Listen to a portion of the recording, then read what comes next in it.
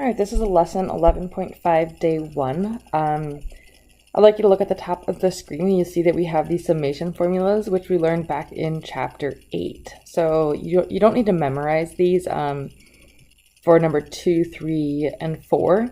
Number 1, number 5, and number 6 are properties of summation notation that you do want to make sure that you know and understand.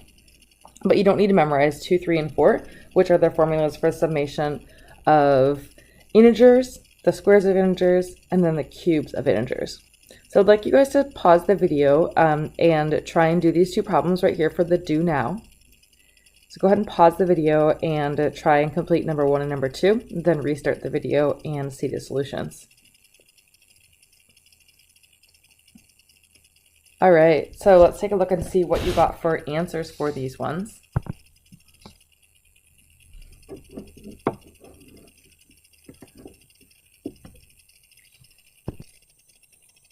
So for the first one here, we're looking at the sum from 1 to 200 of I squared. And so we are going to use this formula right here for I squared and the summation, so number 3 in the blue box. And so we can see that that formula there says that that's going to be equal to n times the quantity of n plus 1 times the quantity of 2n plus 1, and all divided by 6. And we can see in our problem that our n value here is 200. So we're going to plug in 200 for n. So we have 200 times the quantity of 200 plus 1 times 2 times the quantity of 200 plus 1. That whole thing there divided by 6. And then we're just going to calculate that on our calculators. I wouldn't expect you guys to necessarily multiply that out by hand, but of course you can. So we end up with 2,686,700 for our answer. And that's the summation of I equals 1 to 200 of I squared. Perfect. Now number 2 is a little bit harder. So on number 2, we're looking for the summation from I equals 1 to n of the quantity of I plus 3 all divided by n squared. And so what you need to pay attention to here is you need to understand that n here is a constant. So this n squared in the denominator is just like having a 5 in the denominator, or a 10, or whatever number you want. And the variable here, we can see from our index, is I. So I is what's changing every single time. So using our properties, what we can see here is we can see that we can pull a constant out in front. So if we look at property number 6, highlighting property number 6 here, we can take that constant, we can pull it out in front. So let me just start by doing that and rewriting this one. So we have S then.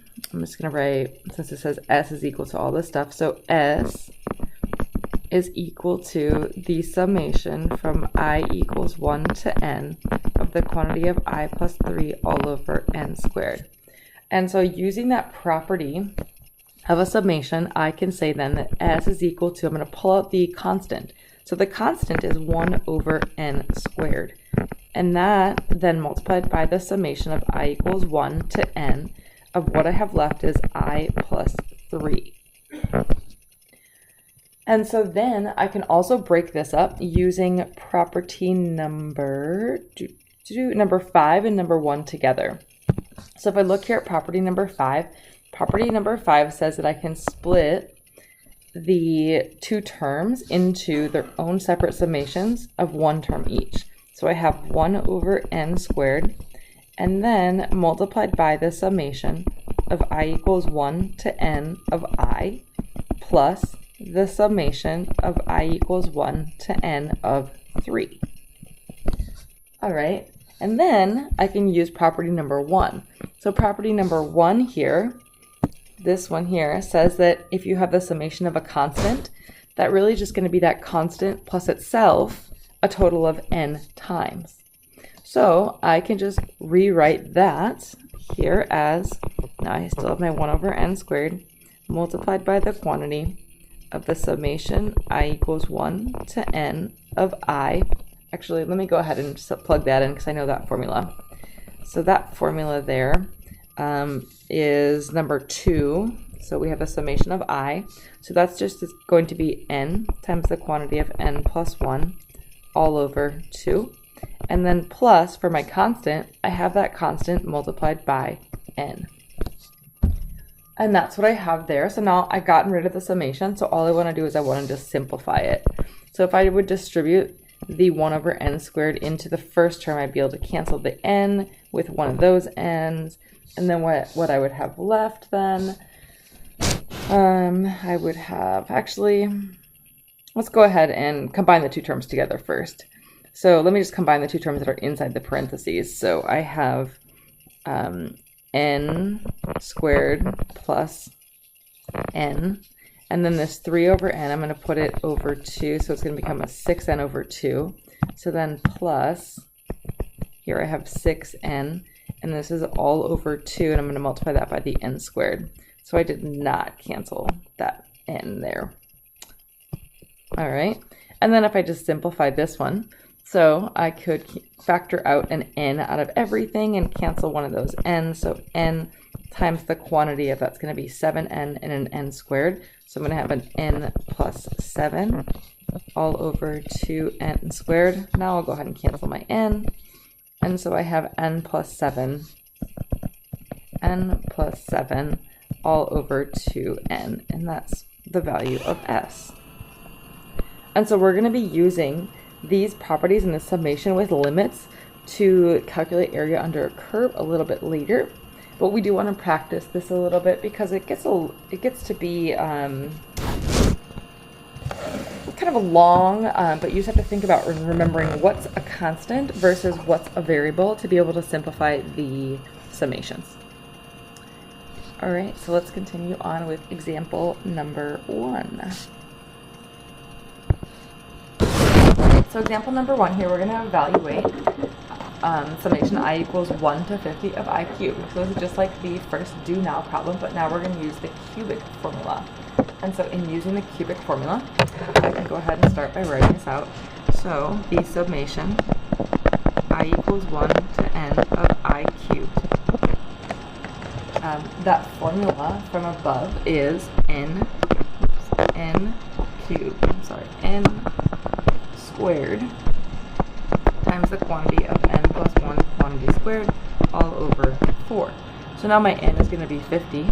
So what I have for this problem then is I have the summation I equals 1 to 50 of I cubed is equal to 50 squared times the quantity of 50 plus 1 squared all over 4. And so if I calculate that now, so 50 squared times 51 squared all divided by 4, and that ends up giving me that the summation I equals 1 to 50 of I cubed is 1,625,625. All right, example number 2. So now we're going to use our limit properties to simplify. We're going to use our summation properties to simplify, and then you see that we're going to find the limit. And I see that this copy still has a mistake. This is a 1 over n, but it should be fixed on your copy. All right. So first, we want to simplify the summation, and then what we're going to do is we're going to find the limit of that using what we know about our limit properties. And this is what's going to take us then into the next thing for 11.5 day 2, and we are going to find the area under a curve. All right, so let's begin. So I first am going to simplify what's the summation piece. So I'm going to take this piece here. Oops. I'm going to take the summation piece, and I'm just going to simplify this first. And so let's just say, let's let s sub n equal that summation. So summation I equals 1 to n of 2 plus I over n quantity squared times 1 over n. All right, so now using my properties, I can see that my constant is this 1 over n is a constant. So I'm going to pull that out in front. And so now what I have is 1 over n times the summation of I equals 1 to n of 2 plus I over n quantity squared. So now that I've pulled that out, well, I want to expand the 2 plus I over n quantity squared, so then I can break that up into its separate terms to evaluate term by term. So when I expand 2 plus I over n quantity squared, what I end up with is 4 plus 4I over n plus I squared over n squared. All right, and so now I can use the breaking up by term. So I'm going to take the summation and break it up by term. So I still have my 1 over n on the whole outside. Now I have the summation I equals 1 to n of 4 plus the summation I equals 1 to n of 4I over n plus the summation of I equals 1 to n of I squared.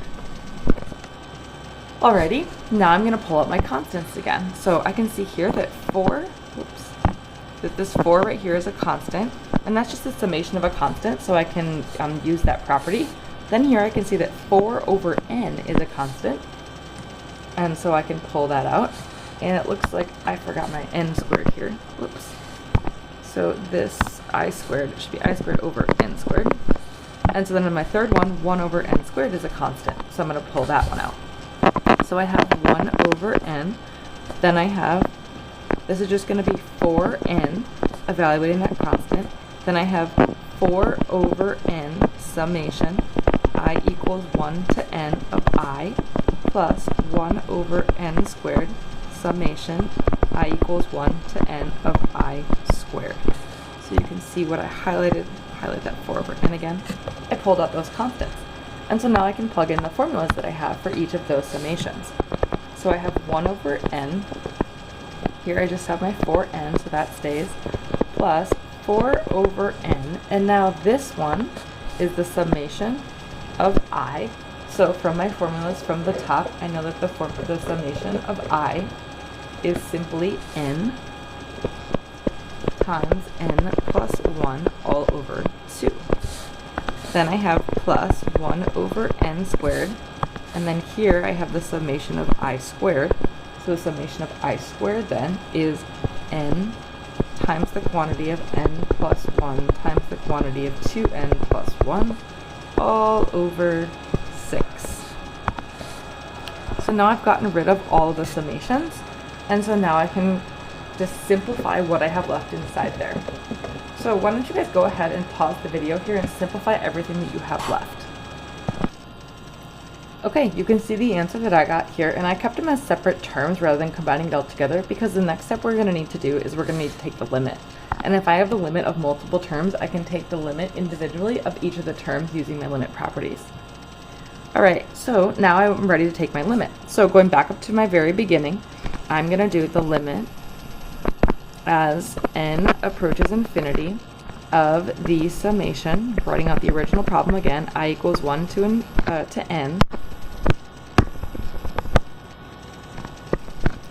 of 2 plus I over n quantity squared times 1 over n.